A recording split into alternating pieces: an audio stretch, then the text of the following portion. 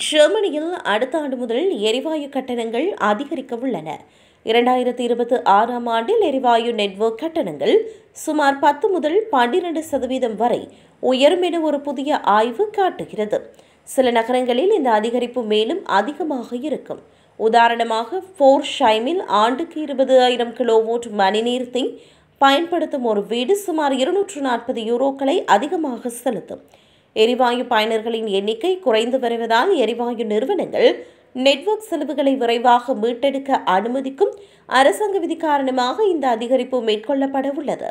குறைவான மக்கள் எரிவாயுவை பயன்படுத்துவதால் மீதமுள்ள வாடிக்கையாளர்கள் அதிக செலவுகளை பகிர்ந்து கொள்ள வேண்டும்.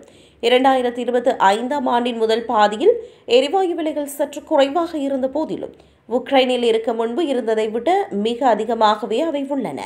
இதன்படி 2021ஆம் ஆண்டுடன் ஒப்பிடும் பொழுது எரிவாயு விலைகள் 77% அதிகமாக உள்ளன. இந்நிலையில் விலை உயர்வு பற்றிய கூடுதல் விவரங்கள் விரைவில் வெளியாகும் என நிபுணர்கள் தெரிவித்துள்ளனர்.